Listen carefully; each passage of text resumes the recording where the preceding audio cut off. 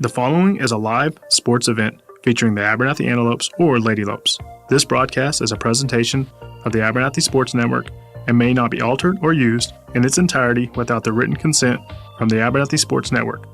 Today's broadcast is made possible by the fine supporters: MC Master Roofing and Construction, South Plains Auto Ranch, Clark Riley Insurance, Haverhill Funeral Home and Flower Shop, First Baptist Church, JC's Refrigeration, Storm Guard, Plains Land Bank, Nutrient Ag Solutions, the Junkin Farmers Market, MZJ Variety Shop, Shallowater, Rooted Revival Hair Salon, Chance Rocha, Edward Jones Financial Advisor, Code 3 Soda Shop and Meat Market, Lasso Electric, Webb Vision Center, Hill Vet, WTX Diesel, West Texas Brick and Stone, Rural Roots Medical Clinic, the Farmers Cooperative Compress, First State Bank, DB Media, Ty Horsford Realtor. Again, thank you for tuning in tonight's live sports event. It will begin shortly.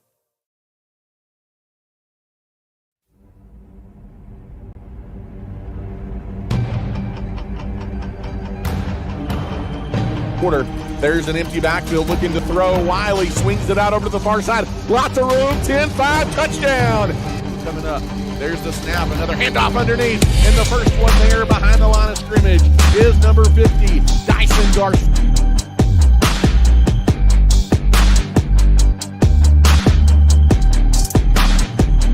Sideline.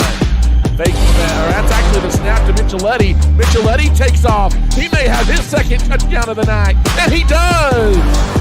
Colt Micheletti from 28 yards. Highly three-receiver set. There's Rolando in motion. He gets the pick, and he hits the hole hard. He's into the red zone. He's carrying tackler. He's Superman into the end zone. Rolando Martinez on the second.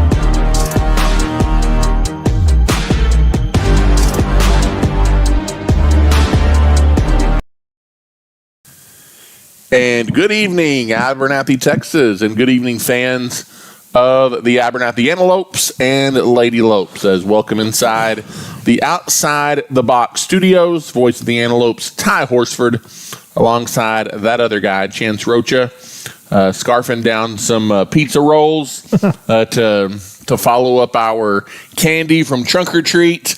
And all the things. Getting on the air here just a few minutes after 8 o'clock. Glad you're with us on Outside the Box as we take a look at all things Abernathy here, episode 11, October 29th, just 2 days away from Halloween. Glad you're with us once again, and glad you're choosing to spend part of your Wednesday night with us. And Chance, as we mentioned, we're fresh off of kind of getting here from Trunk or Treat. It was tonight, again, an event hosted annually by the Abernathy Ministerial Alliance. And I tell you what, the people turn out for Trunk or Treat. Yeah. They were there in droves tonight. Lots of costumes and kids having fun, lots of candy, and just a great community event. Yeah, a really great community event. Like you said, Ty, it's one of those things where it could be a little more organized, in my opinion. I don't like standing in the line, but it's a great thing that they do, having everybody out there. The kids love it, and just be able to play the little games that they have and get some candy, and it's just a good way to celebrate without them having to wander all the way around a neighborhood, because some families, that's all they do is go to the Trunk or Treat. Mm-hmm. So it's a good way for them to still experience the Halloween things without having to go from door to door on Friday nights. Well, and especially on a year like this, mm-hmm. when Halloween falls on a football Friday, which kind of makes things... Are we trick-or-treating? Are we not? Well, hey, just go to Trunk-or-Treat, mm-hmm. get that knocked out of the way, and then go support the Antelopes on Friday night. Last night at the elementary, I know you and I both went with our kids. The Abernathy Elementary hosted their first ever math night, and I believe they're having a reading night later on in the semester. But just an opportunity for the kids to go and kind of show off some of their math skills and compete against their parents and siblings in some fun math games. Again, just another extra thing, Chance. And that's what I thought as I was going around, and all these teachers are in their classrooms and spending time with the families and the kids. I mean, this is time they don't technically have to be at the school. Their work day is over. I'm sure they're exhausted, especially the week of Halloween and Red Ribbon Week. But those teachers go above and beyond just to make sure the kids have a good experience. Yeah, it was super cool, and the kids kind of told me about it. I thought it was just for some of the older groups, and then Miller was like, "No, it's all the groups." And so just being able to go and the Abernathy Allies, the PTO of Abernathy, they had hot dog meal deals, and so you can get a hot dog, a cookie, and then go to each classroom, and each different classroom. For each grade level, had a different game that they could play that was for that grade level, and it was fun. Miller was excited to show me the games that they've learned and the things that they do to learn their counting and their numbers, and then obviously our third graders both the same way. They wanted to race and do some multiplication facts and all the fun stuff. So. I tell you what, on that list of multiplication and division and whatever, I had to like stop and think about some of them a few times. Test a little bit. I will point out, me and Elizabeth, my wife, we went head to head. Parker was also in the competition, but let's be real, I was wanting to beat my wife, and I did. She missed a couple because she misread them, and so thank you very much. There was some tricky ones where it had the answer instead of the actual number that you substituted in. Yeah, it was tricky. For sure. But lots of fun at the Abernathy Elementary for math night last night. Also, across all three of our campuses, it is Red Ribbon Week, drug awareness. Obviously, a good cause. Lots of different dress-up days. I think it's different dress-up days across all the campuses. Yeah, it's different. And so, luckily, I'm pleased that the elementary dress-up day is pretty easy. Wear red, wear neon, mismatch, funny hats, things like that. Because I tell you what, man, this is the time of year that literally kids are dressing up for everything at school. And so it can be a lot sometimes, but again, just love the effort that the powers that be put in to make those things happen, because I know the kids enjoy it. The kids do enjoy it. It can be a headache sometimes for the parents, but I'll tell you what, when they get excited about it, and just even this morning, crew was just super excited to wear mismatched clothes. He just thinks it's funny to put sweats on with shorts on over it and a vest and a hoodie. And he wanted to wear two hats. And I was like, you're fine. You can wear mismatched shoes. And so he was excited. I told Parker just to dress like normal and she ought to be good. So dress how she normally would dress herself. And that's funny. When we got it made. So that's funny. lots of fun today and this week for Red Ribbon Week. Chance again at the high school. Seniors busy getting ready for whatever's next for them. Yep. Today they had the opportunity to attend the South Plains Career Expo. Saw some pictures of that. Looked like there was lots of different trade booths and college booths and just industry professionals from around the West Texas area. Again, a chance for these seniors to just go explore the different options they're going to have when they go after school. And I know Miss Horsford and Tate Albright and Mr. Coyle there at the Mr. Pugh, also I think a part of a lot of that at the high school. They do a really good job of just continually putting things in front of the seniors and their families, just to help be sure they're as prepared as possible when those decisions roll around. No, when those decisions roll around, and also you won't have the excuse of, well, we didn't know that was opportunity was out there. They're giving them multitudes of avenues and opportunities to go out there and see and to explore, and a lot of those kids do take those to their advantage. There's some that just see it as a little field trip where they can go and wander around, but at the same time, most of them are pretty serious about it and being able to get some knowledge about some things they may be interested in for sure. Well, and I love the fact, too, obviously you promote college, you promote furthering your education, but for some people the next step is going to be some kind of trade or the military or whatever the case may be, and they really put those opportunities in front of them as well. For sure, and just show them that those things are very, very successful along with going to college. I mean, you can be just as successful in those other avenues for sure. Yep, absolutely. Cool thing for our Abernathy FFA chapter this week, they got a $2,000 donation from Ag Texas. I think that was somehow in correlation with some of the success students had with their science fair projects and different things. But again, just I tell you what, and I was talking to somebody at the high school campus this week, Chance, and they said our ag program is just absolutely booming right now, and kids are really getting involved in a lot of those contests and extracurricular things that you can do in FFA and 4-H. And obviously, Ag Texas wanted to be a part of that and donated $2,000 to that program this week. So that's just a cool thing. Is obviously the school and in a community like Abernathy, the agriculture side of things is so important. Yeah, it's so important, and just those little bitty donations like that. And I say little, $2,000 is a good amount of money, but for a program where you have so many kids and all the things that they do, that money can get used up pretty quick. So every donation definitely helps, but that's an exciting thing for them to get, and just another way that they're going to be able to help those kids be successful in FFA and in ag. So. Yep, absolutely.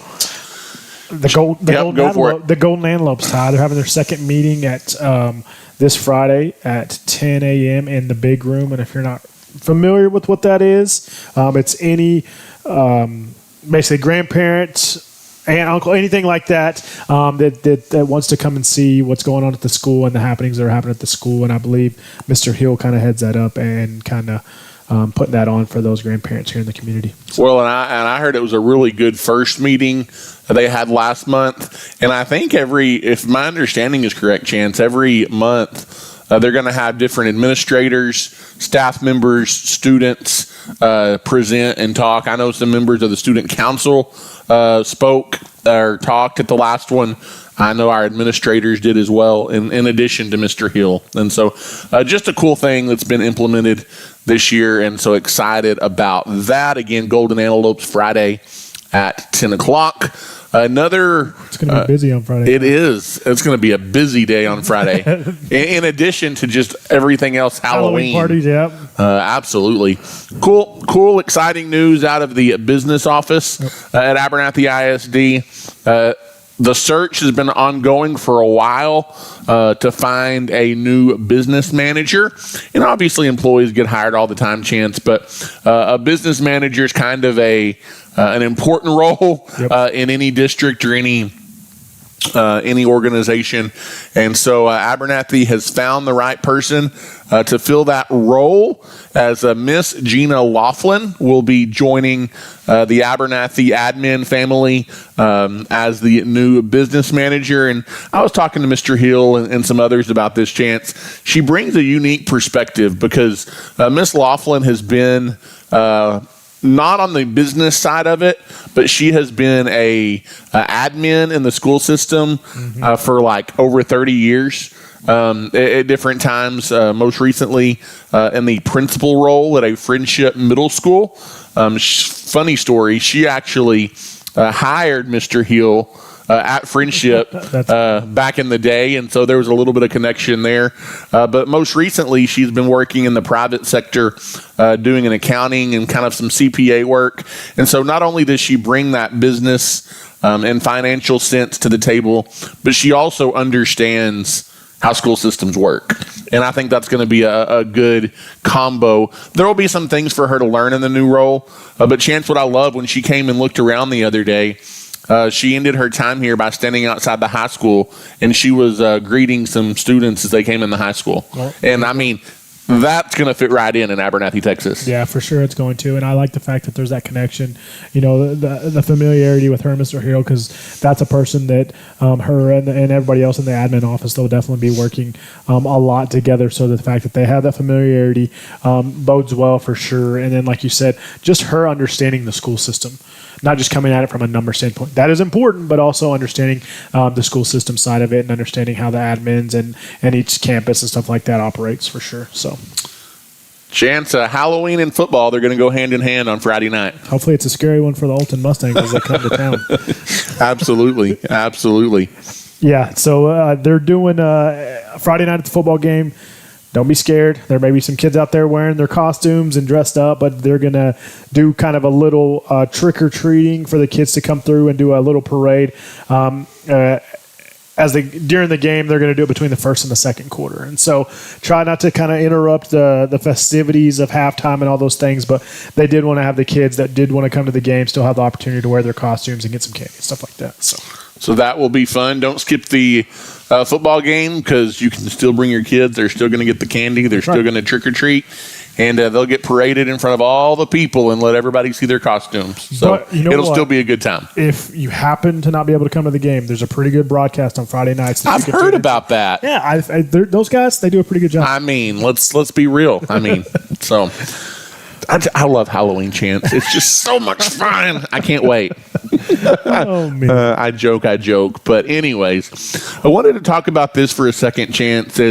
I've actually the last couple of days had some questions about this, some conversations about this, maybe some parents a little apprehensive about this. But one thing that the state of Texas, and I think that's important to note, it is a state of Texas requirement now that elementary school, K through 5, offers a child abuse, a potential sexual abuse training for their students and education.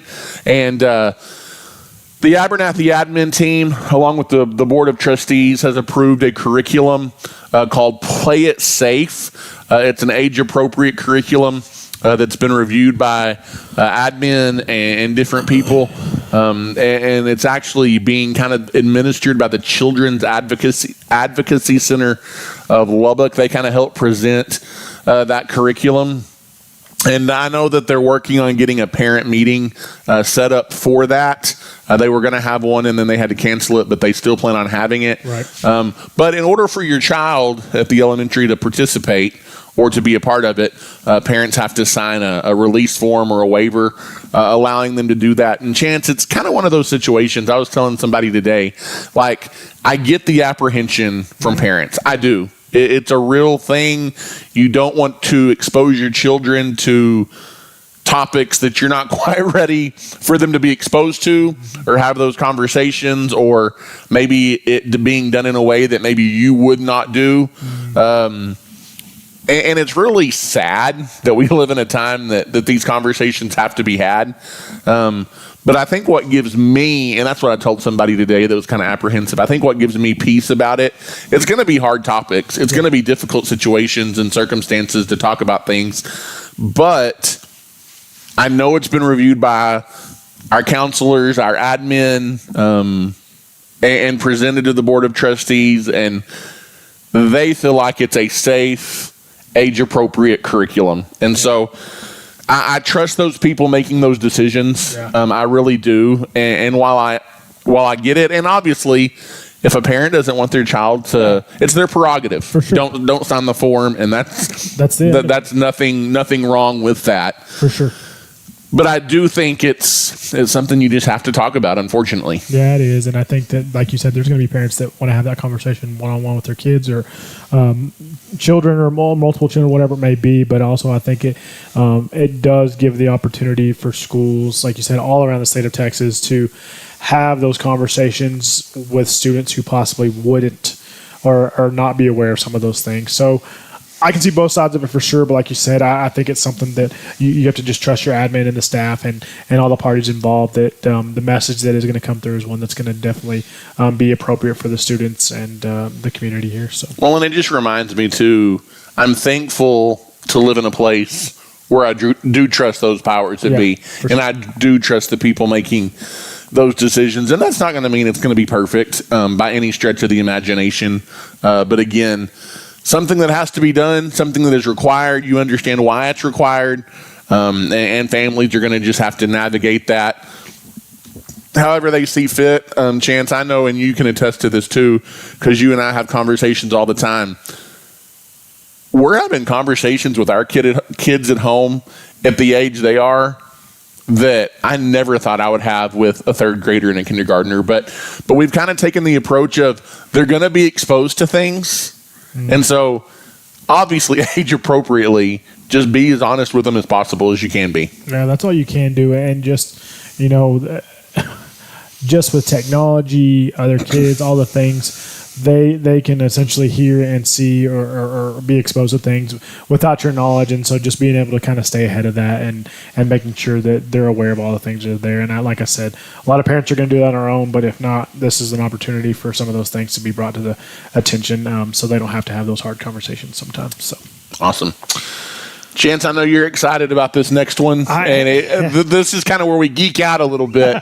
But Friday, not in addition to everything else going on, it's a big day with the UIL. Yeah, UIL Snapshot Day is Friday, so all schools around the state of Texas will report their numbers for the upcoming alignment, UIL alignment for all things UIL, sports especially. And so those numbers will start Friday. Most schools submit them Friday, but if anything has to be amended or changed or just making sure that they're correct, they have until November 7th to finalize those numbers, which is kind of interesting to me, but I know Friday is a day, and I would say 90% of schools get their numbers in on Friday. And so it's kind of a one-off situation for schools that may have just been built to where they only have a certain number, and then they have to kind of tweak those to see, okay, we're not there yet, but we're going to be there. And so we want to plan this classification and some of those things. But so tomorrow is going to be a big day for like people like Shallow Water, where they revoke transfers for a few days in time for Snapshot Day and then reinstate them after the fact. I mean, big day for some of those schools. Yeah. And New Deal. No, I'm not kidding. It's hard to say, but it's crazy that some of that stuff does happen. For sure. And it's very thing. And there was something that we didn't even put this in here, but I saw that the UIL, I believe, starting next year, exchange students I can saw that participate. And I never thought about that being a big deal, but people are probably recruiting exchange students. You could, and so they're not able to participate in varsity sports. And so we'll have some more information on that probably next week and the week following as far as Snapshot and what that looks like. You won't know your districts, but you'll know where everybody lands. But some big names, Ty, some names like Canadian possibly dropping from 3A small school to being in 2A with us. Big school, yeah. Our numbers anticipate that we're going to stay in the same area. Toya is another school in our area that could possibly drop into 2A. And then teams that you're familiar with that we've played that are perennial powerhouses or playoff teams. Sunray is likely going to drop back down. Stanford, there's a possibility that they could drop down to small school 2A. And then we're hearing rumors that New Home could drop back down for 2 years and then kind of jump back up. But we're not sure on that one. And another team, nobody truly knows at this point. Because we don't know what the top and the bottom number are. Typically, they raised it every year by 10 to 15. But we're likely, like I said, going to be in that sweet spot where you're probably going to be one of the bigger 2A schools, but you'll be well below the breakoff number for 3A Division II. And one other team, like I said, Ty, that may drop or that may come up from 2A Division II is Shiner, a team that has kind of been a perennial playoff team in football for sure. But those are some teams that are on the bubble. There's plenty of other ones, but those are ones that really could possibly affect 2A sports and where we'll be at. So we'll obviously have more conversations about that. And February 1st of February, first week of February is actually when realignment happens and new districts will be announced. And so we'll talk about that coming up in February. But we'll probably do some mock districting. It all begins on Friday with Snapshot Day. So always a fun time, and it's always interesting to see where Abernathy lands. Absolutely. Okay, we're going to take a quick timeout, and we will come back. You're listening to the Abernathy Sports Network and Outside the Box. Abel Funeral Home and Flower Shop have served families in Abernathy and the South Plains for many years. Todd, Jackson, and the team at the funeral home will handle all of your funeral planning needs with sensitivity and compassion, while the fine folks at the flower shop can help you with all of your flower and gift needs. They are family owned and operated and are proud to be members of the Abernathy community. Come see us today near 16th Street and Avenue D, or give us a call today. Go Lopes.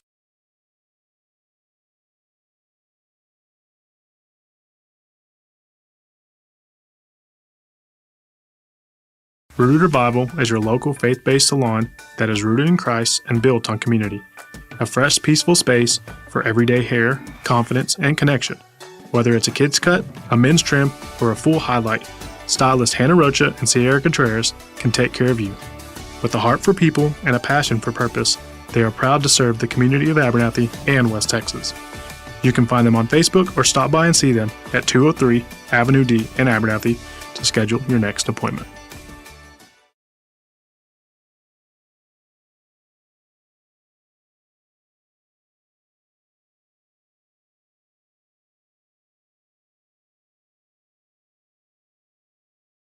When it comes to insuring your home, car, farm, or anything in between, you want a friendly face that you can trust, and you'll find that at Clark Riley Insurance in Abernathy.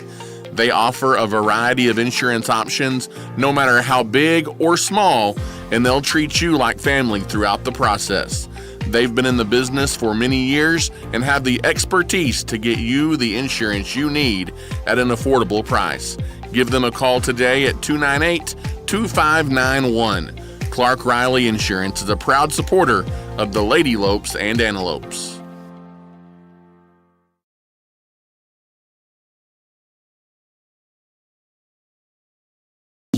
Okay, just come back and see what it does. Okay, we are back, and we might be frozen in time, Chance. I'm not entirely sure. On my computer screen, we're frozen, so I'm not sure if we are on the actual broadcast or not. But we will continue to roll on, Chance. And if nothing else, you can hear us, and that might be better than looking at our ugly mugs. Our ugly mugs anyway. But we will go ahead and jump into this week in sports. Chances, let's talk volleyball first of all, as we will just jump right in. It's a big week for our volleyball program. They obviously closed out their regular season on Monday. They dropped their season finale in 3 sets to Tahoka on the road. However, tomorrow, first ever playoff game for the Abernathy Lady Lope volleyball team. We'll preview that one here in a second. 7th grade and 8th grade, Chance, both in Tahoe. Actually, every volleyball team played back on Monday night in Tahoka. 7th grade won, 8th grade lost. JV also battled the Bulldogs, again, just in like a quadruple header, if you will. And then, obviously, the Lady Lopes on the varsity side dropped 3-0 to Tahoka. But as they enter the playoffs, they'll be the number 4 seed out of our district in just their second varsity season, first ever playoff appearance. They will get a rematch chance against a team they played just in the third match of the season. Obviously, 2 teams that are way different from the third match of the season, but you get the number 1 seed out of that district from the north, the Sanford Fritch Eagles. And so you've got the Lady Lopes, who are 8-15, 3-7 in district play, and again the 4 seed against Sanford Fritch, 22-8. They went undefeated, 6-0 in their district. So that 4-1 matchup, they're playing Thursday night in River Road High School. And in that third match of the season, Chance, it was Sanford Fritch getting and I'm not sure why they didn't play 3 sets in that one, but it was Sanford Fritch getting a 2-0 win over the Antelopes, 25-21, 25-12. And so the Lady Lopes will be looking for a little bit of revenge tomorrow night at River Road. Yeah, and it could have been they were just playing best of 3 since it was early on in the season, and that could have been an agreement that the coaches had. But just the fact that, it's going to be a tough uphill battle for sure for those girls, but just looking at it, they've progressed and gotten so much better since that game. And you took Sanford Fritch 25-21 in one of those sets. So it being that close, that's just something that it can give you a little bit of hope. And, hey, that's why you line up and play them and get out on the court and play them, Ty, because you never know what can happen. And team come out there with some energy and maybe get hot. That is exactly right. So good luck to the Lady Lopes tomorrow night. They'll be in the playoffs for the first time ever. And we'll see how that goes against the Sanford Fritch Eagles. Chances, we talk cross country. Just about ready to put a wrap on the cross country season, a season that starts all the way back in July with pre-season workouts and some different things. But you always want to end your season at the state level, and at least for one cross country runner, that is the case. As Bree Shorter, she will be running at the state cross country meet on Saturday, and we actually caught up with Coach Carrie Carlisle today and chatted with her not only about Bree and her trip to state, but just kind of her overall take on the cross country season. Another successful year, as on the girls' side, they were both JV and varsity district champions, competed well at the regional level as well. And so before we talk any more about it, let's let you hear from the head lady herself, Coach Carrie Carlisle. We are here with head Lady Lope and Antelope cross country coach Carrie Carlisle.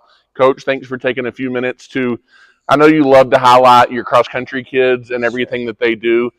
We'll get to some exciting state talk in just a second, but as you're kind of getting ready to put the wraps on another cross country season, can you just talk about overall takeaways, things you're proud of? I know we talk all the time about these girls and guys, they start way back before school even starts preparing for their season. Exactly.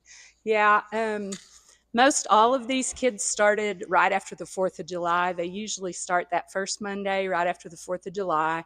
And we run all summer that way. Well, not all summer, but the month of July. And then we're starting to go to meets already in August. So we don't really have time to wait around. So that's why we start in July. But I'm just, a couple of the things with these kids this year that I've seen, I saw a lot of growth this year from some kids, especially with some of my younger kids. And a couple of even my older kids grew this year. Example, Gabby Cruz, who ended up being our district champion this year. She came back, fought back through an injury from last year. And literally it took her out during cross country, pretty much all a track. She wasn't at 100%, and she has fought back and worked really hard, all year, all summer, everything. So I'm really proud of her for the, just sticking to it and going the extra mile. And she's been a good leader for us as well. Then some of my younger kids, I don't know if everybody knows, but Kingston Offield's freshman boy, and he was one place away from going to the state cross country meet this year as a freshman. And that speaks big time of him, because it's really hard for our young men to go to state at a young age, I guess you would say. And so he's worked really hard as well. Plus he plays football in the middle of all of it too. And that's something I'd like to point out for the whole entire team, boys and girls. They play multiple sports. They Absolutely. do UIL. They make really good grades. And so I'm just really proud of them for being participants and everything, because as coaches, we want all of them because they're all good athletes. And that's what makes all our programs do well. No, that's awesome. I love that. Obviously, you guys go to district and just have all sorts of success at the district meet, JV and varsity. I know boys did good individually. They didn't have enough for a team. But then girls run away with the district championship. Yes. That's got to be an exciting thing at the district level. Oh, yeah, definitely. It's always fun. I sometimes, and I say this probably every year, but sometimes I need to kind of slap myself. I don't think we celebrate our district level enough, because on our schedule, we don't just put district and hope for regionals, hope for state. We put state, and that's our goal. And so there's a lot of people that don't make it as far as that. There's a lot of people that don't even get medals at district.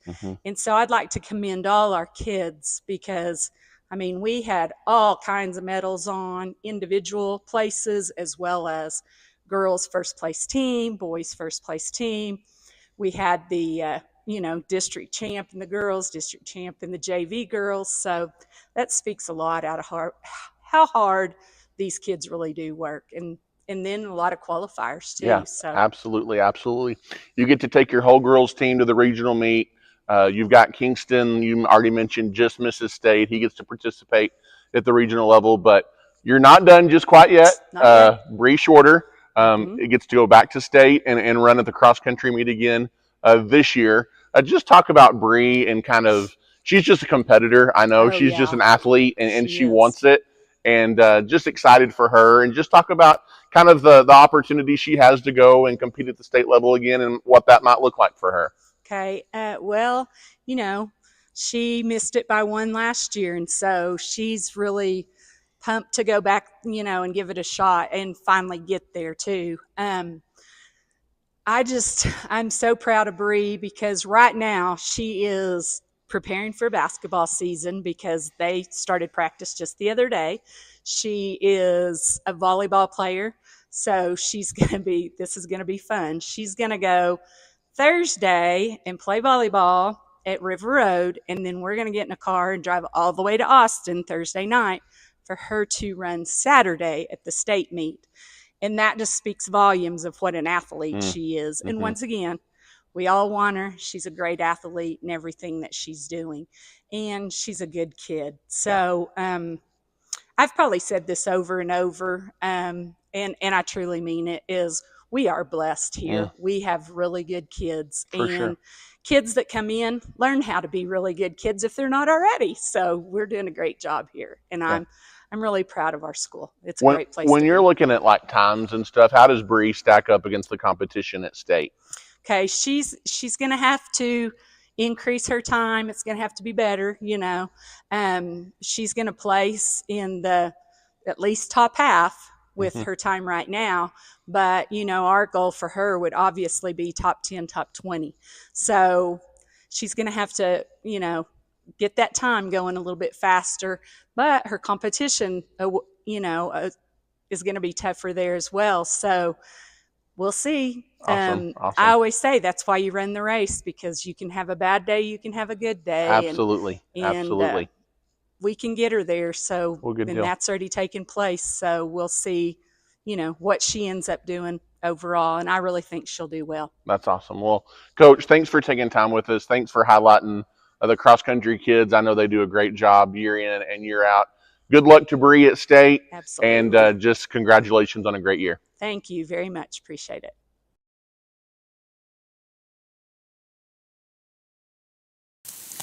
And welcome back, where we are still frozen in time on your screen. But you can hear us, and that is the most important thing. We feel like not worth kind of resetting everything and restarting everything and making you do the same. So we will roll on here.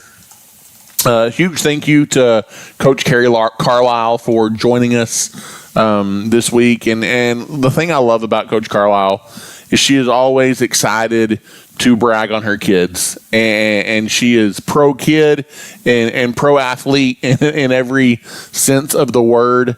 Obviously, she's super proud of her cross country program. She's built a very strong cross country program in Abernathy, Chance. And I was asking her and her husband have now been in Abernathy 21 years, and that's a long time in the coaching world. But she just talked about these kids. We mentioned it. They start all the way back in July, usually the week after July 4th, training and getting ready for their cross-country season. She talked a lot about, which you and I have talked a lot about even on the podcast at different times, the importance of all of our programs, athletic and non-athletic, sharing students and sharing athletes. And obviously, everybody wants the good ones, and there's lots of good ones to be had. And so lots of that going around. And Chans, get this. So Bree Shorter, she's going to the state cross-country meet. She'll run on Saturday. She's also getting ready. Basketball season starts on Saturday as well. She's playing in a playoff volleyball game Thursday night. Coach Carlisle's taking the Suburban, picking her up from River Road. They're driving into the night to get to Round Rock, where she's going to run in the state cross-country meet, and then she's going to come back and play basketball. And so, I mean, it's just the life of an athlete, I guess. But that goes into the aspect of all these kids are involved in so many different things, and you've got to appreciate these coaches and sponsors and different people that kind of go the extra mile to be sure they can be at all the different things. Yeah, and it just goes like you said. That's part of the small town community, and everyone just kind of pitching in and doing what they have to do, and just knowing like it's a lot for the coaches, but just credit those coaches for supporting those kids to allow them to do that. Because Bree has a passion to run cross country, to want to be back for basketball, to be on the volleyball team. And so just for her to want to do that and those coaches to support them and encourage them to say, hey, we'll do whatever we have to get you wherever we need to do. And, you know, that's how you build winning programs right there, is just being able to support those kids and everything they do for sure. So. And talking specifically, Chance, about the state meet, they've got a fairly lofty goal for Bree, as they are hoping for a top 20 finish. She will have to shave some time off of her personal best in order to do that, Coach Carlisle said, just with kind of how her times stack up. But they're going to really push her and try and make that happen. And that would be a feat for sure, to finish in the top 20 runners in the entire state of Texas in Class 2A. But best of luck to her. She also just talked about the team in general. Obviously, Gabby Cruz was the district champion back in the district meet. She failed to qualify for regionals just because on the day of the race she maybe didn't run her best race or whatever. But she talked about her leadership for the team, and then how proud she was of Kingston Offill also on the boys' side. The boys did not have a team. They didn't have enough runners to make a team, but she just talked about how hard it is to qualify for regionals, let alone state, as a freshman. She goes, more so even on the boys' side than the girls' side. In Kingston, he did not qualify for state, but he missed it by just one place. Yeah. And she was really proud of him as well, but just she just lights up talking about these cross-country kids. Yeah, for sure. And just the passion that Gabby has. And like you said, as a senior, to go out there and she wins the district and came up short, but just the fact that her leadership and the support that she had for the rest of the team, and then just Kingston's commitment to cross country. I mean, as a freshman to go out there and do what he did, that just speaks volumes right there. And he's got 3 more years where he can go out there and compete. And I think we'll see him at the state cross country meet for sure, probably next year and many years to come too. So. Chance, it was a long day for the Abernathy Antelope Band on Saturday. You're telling me, Ty. You were there. I was there. It was definitely a long day. They performed amazingly. They went out there, and in their first performance, they knocked it out of the park. Out of the 19 bands that were there, they advanced to finals. They take the top 7 to finals, and they went on to get 7th in finals. I may be a little biased, but I thought we were probably 4th or 5th. But the 3 bands that moved on are perennials. 2 of them for sure are. And probably deserving to move on. I'll tell you what, Sundown, their band, and I sent Ty a picture. There was over 150. Their band was massive. And they had put on a great show. Our kiddos put on an amazing show too. And just to see the effort and the commitment and, it means a lot. Just like the football boys or the basketball girls or the volleyball girls, it's the same thing for those band kids. When marching season comes to an end, they've put a lot of time and effort and just practice after practice, and then it's just kind of over. And so just to see the long faces, but also to know like, hey, we were proud of them, we were excited for them, and to get to where they got. I mean, to be one of the top 7 bands in our region. That's saying a bunch, because there's some great bands that come out of West Texas in this area too, for sure. Yep, so. Absolutely.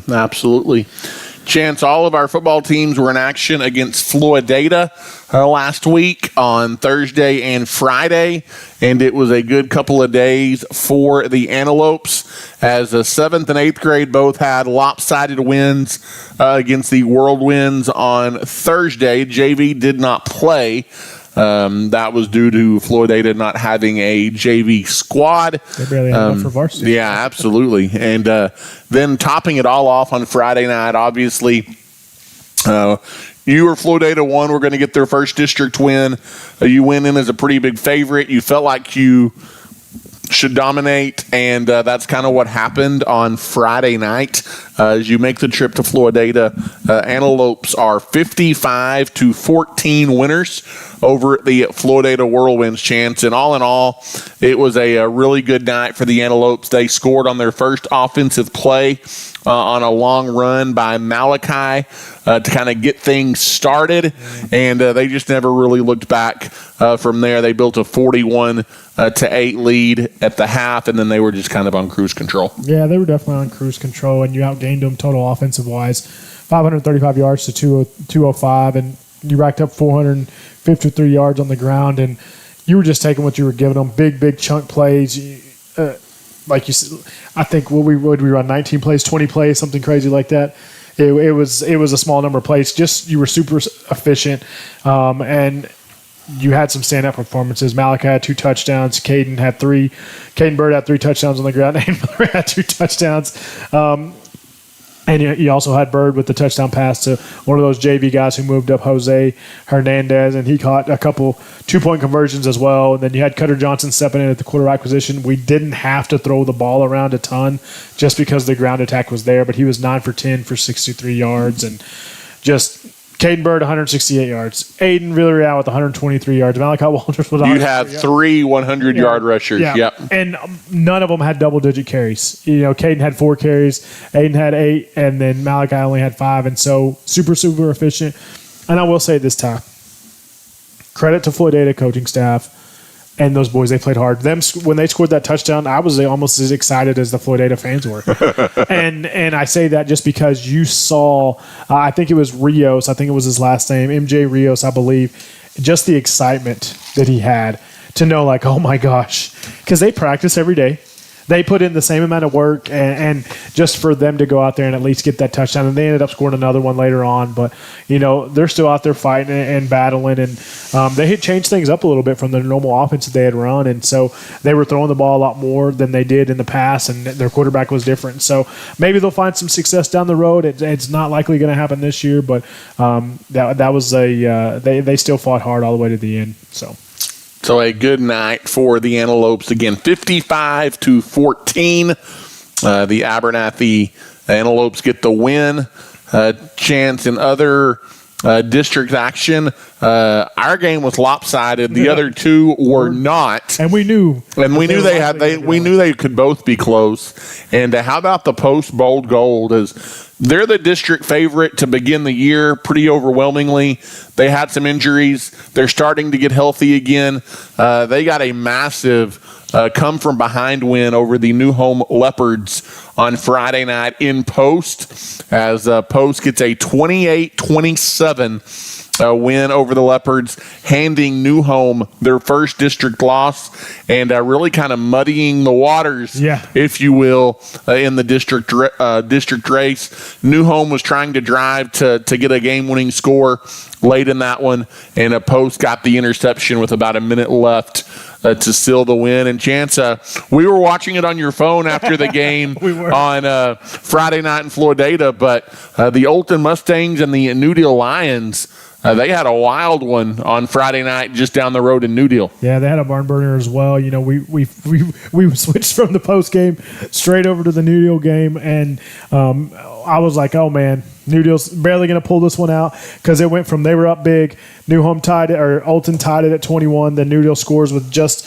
over like a minute 40 left, and you're thinking, oh well, that's it, they sealed the deal, they're going to win 28-21, and Olton didn't have the greatest clock management, but they're able to get it just past the 50-yard line, and they throw a Hail Mary as time expired from about the 45 or the 48-yard line, and tied up at 28, and then they got the ball first in overtime, and they just had the bad snap, struggled to even move the ball in overtime, and turned it over, and then New Home scored on the second play, and they go up and win 34-28. But that just goes to show you the fight that Olton team does have. They were down and out, losing 21-7, and they battled all the way back to kind of go to overtime against the New Deal team that, frankly, you battled back and forth with as well. And we're not sure. I don't know if Sumner played or not. From what I saw, it looked like it was the same kind of offense they ran. Jonas Rodriguez and I can't even remember the other running back in there that they had, but it looked like it was a lot of that. But it definitely flip-flopped the district on its head a little bit. New Deal still leads it, but it's a kind of a 3-horse race right there at the top now. Yep, you got the New Deal Lions at 3-0. They've got a big one coming up with New Home on Friday. We'll talk about that in a second. And then you got Post and New Home. Those two teams at 2-1 in district, and those three teams at this point setting pretty as far as the district race is concerned. They're all three in playoffs. They're all three in the playoff chance, and it'll either be Olton or Abernathy claiming the fourth playoff spot. Whether that's the number 3 seed or 4 seed, we don't know yet. A lot of that can still be determined.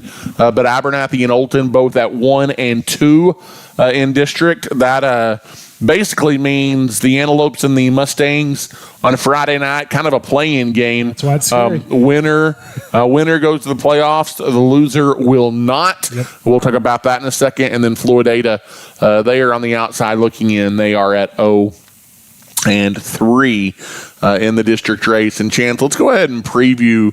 That's a good lead-in. Let's go ahead and preview the Olton Mustangs. And kind of a weird team, and you don't really know always what you're going to get with Olton. They're just 3-5 overall. But as we mentioned, the winner of this game, Chance, clinches a playoff spot as both of these teams 1 and 2 in district.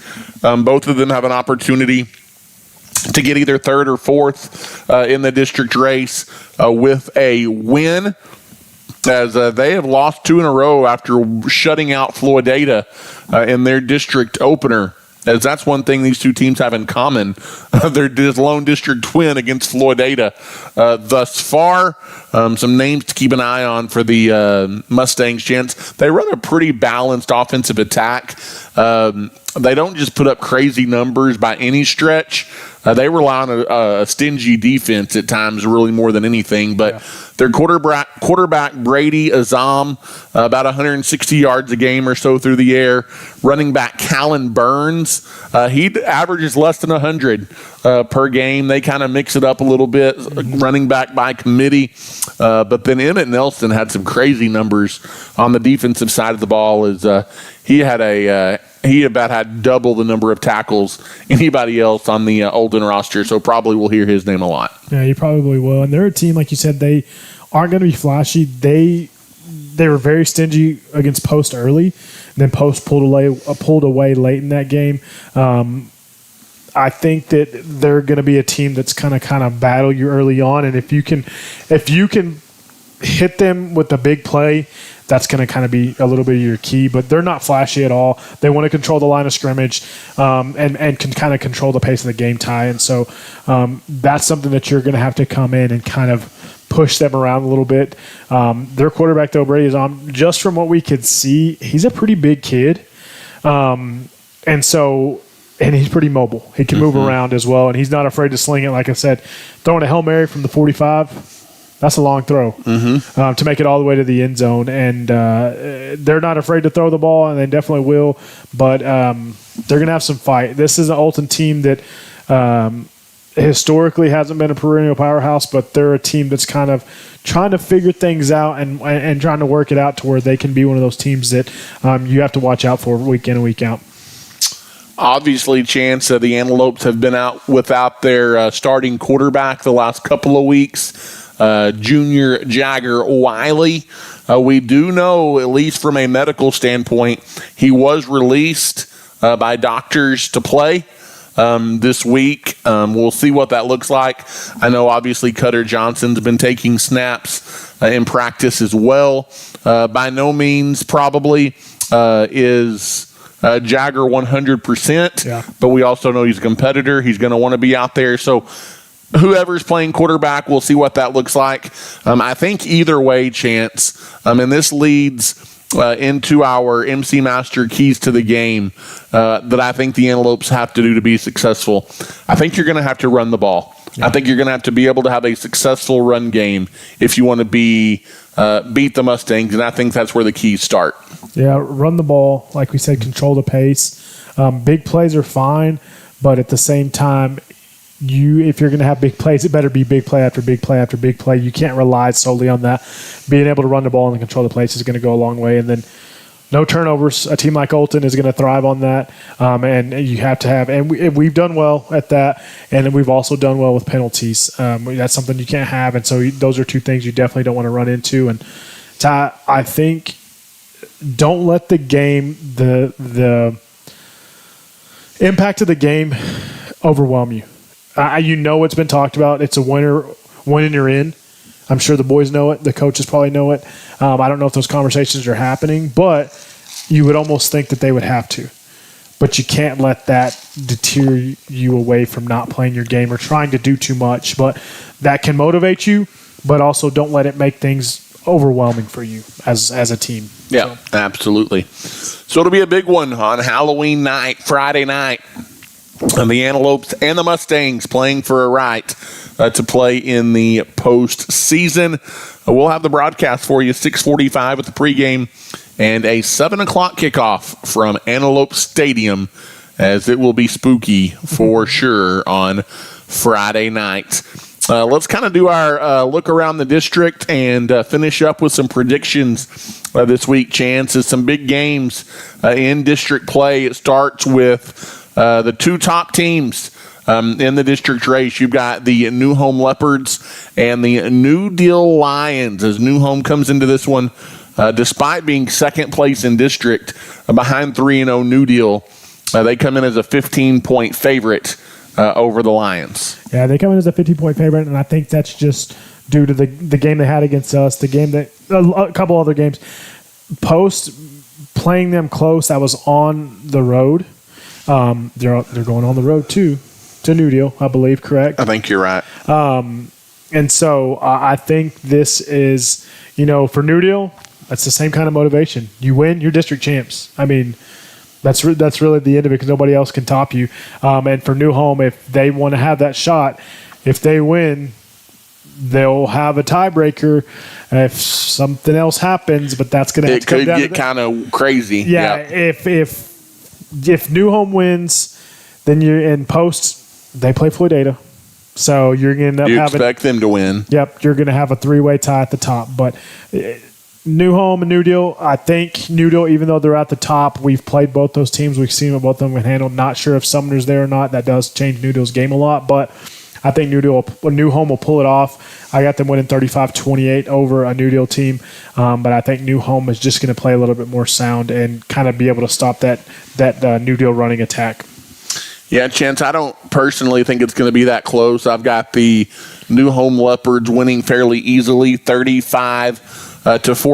Mm-hmm. No disrespect at all to New Deal. I just feel like that they have kind of, and give them credit, they have found ways to win, yep.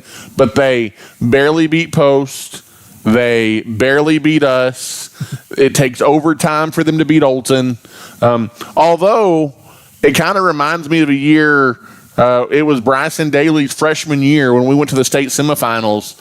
We kept winning, and it was just happened by 2 points here, 4 points here, 3 points there, and it's been kind of that kind of district season so far for New Deal. But I've got the Leopards big, 35-14 over the Lions. And I will refer it. The game is at New Home, so okay. New Deal's got to go on the road. That probably does favor kind of into that point spread there with New Home being a 15-point favorite. That I don't know if that impacted us because it is a different facility, the way things are set up there at New Home. The locker room's kind of a weird situation. And so that can definitely impact you because it's not a typical atmosphere for a ball game for sure. So then we can pick this one quick, Chance. Post battles Floydada. Post a 55-point favorite against the Whirlwinds. I think Post is getting right. I think they're figuring some things out. Yeah. I've got the Bold Gold 61-0 on Friday over Floydada. Yeah, I got Post 56-0. I think they're going to cover, and I think that Post's defense is going to be a little stingy. I don't know if they're going to give up a touchdown. So. And then you've got the Antelopes, Chance. Obviously, the big one for us, the Antelopes and the Olton Mustangs playing for a playoff spot.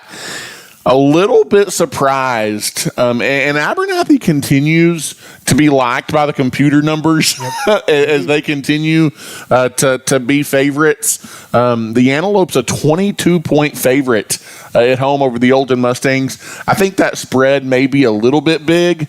Again, it may end up being that. I don't know. I think this game will be competitive. Yeah. I think it will be a lot like the other games in district that Olton has played. I think it will be close early. I think it'll just I think Olton will be able to control the pace at times. I do think the Antelopes, though, Chance, I think they pull away late in front of the home crowd. And on Halloween, I've got the Antelopes 26-14, maybe not covering that 22, but I have the Antelopes getting the win at home over the Olton Mustangs. Yeah, but I think it's going to be scary for those Mustangs as they come into Abernathy. I think that's part of the reason for the spread, the 22-point spread, is that it is a home game. Olton's coming off a tough loss on the road. They're going back-to-back road games at New Deal, and now they're coming to Abernathy. And so I just think that this is my prediction. It's going to be a little close early, but I think your speed is what's going to get them. I think getting the ball to Caden Bird is going to be a big deal. I think he's going to have potentially a big game. It could possibly be his third in a row. And he's one of those ones where he's been an X factor for you the last two games, and I think you're going to see it rolling. If you have Jagger back as well, it could be a big night for them. And that'll be an emotional boost, too, if you get Jagger back for sure in the lineup as well. And, Chance, as you were talking, I agree with you. I think Olton has the type of defense that Caden Bird could have a big day. Yeah. And if he gets free, the kid can fly. We know that. Oh, man. And so he has rushed for over 200 and then for almost 170 this last ball game against Florida the last two games. And so he's looking to make it the trifecta. But I do agree with you. If Caden Bird gets going, Olton doesn't stand a chance. No, they don't. And, that was something I mentioned to you kind of off there earlier. I talked to somebody from Dalhart earlier, and they told me, man, y'all got a good one between his dad and him. He goes, that kid is just a flat-out athlete. And I said, trust me, I've seen it in person. I agree with you on that one. So hopefully he has a big one. Like you said, hopefully we get Jagger back. That'd be a big emotional boost. And then just knowing that you're playing for a chance to play playoff football in Texas, and that's a big deal. So yeah, absolutely. And so Chance will be there Friday night with bells on. With costumes on? I'm not making any promises, but we will be there, and we will bring you Antelope football on Halloween night from Antelope Stadium right here in Abernathy, Texas. Chances we wrap things up on the program tonight. Obviously, next week we will be back on a Wednesday night, possibly at Code 3. We were going to do it this week, but then with Trunk or Treat and all the things happening, we were doing good to get pizza rolls down and on the air by 8:02 tonight from the Outside the Box studios. But and then we froze. But I'm glad you can still hear our beautiful voices. That's right. As we will be back on the air. Keep it tuned to our Facebook page. We'll let you know for sure. But possibly a 6 o'clock airtime next Wednesday. If not regular time. Prior to the season finale with the Post Antelopes as we get to make a road trip chance to our favorite place to broadcast a game from, Post America. Hopefully we're talking about a possible third seed. You win tomorrow or you win Friday, you're 4 seed for sure. You're in the playoffs. You got to win Friday to be the 3 seed, and that's definitely it's gonna be a long road regardless. But that district up north is a tough one. But yep, absolutely, definitely a big game this week and a big one following that if you can win on Friday night. And also, good luck to the volleyball team. Good luck to Bree at State. Cross country this weekend. Go Red Raiders. Get a big win in Manhattan. That's a big one. College game day maybe coming to Lubbock the next week. I've heard rumors as well. But really a chance for that BYU game to be what it could be. You've got to take advantage, and you've got to beat K-State first. You do, and they're kind of getting right, and that's kind of what scares you. But I think if Baron Morton plays like he should, you open that playbook up a little bit, and the defense plays like that has been, I don't think we have any problems. But what scares me is K-State's beating you 12 out of the last 13. Yeah. But anyways, that we could have a whole nother podcast about Texas Tech football. We definitely could. Stay tuned. No, I'm not making any promises, but All maybe. right, Ty. We're both picking Olton to win Friday night. We're picking Olton to win. I mean Olton. We're both picking Abernathy. We are. Yep. We are. So we'll be there. We'll see you guys at Antelope Stadium. Dress those kiddos up and get out there if you can't. Tune us in here on the broadcast, and we will see you Friday night. Until then, good night. God bless. And go Lopes.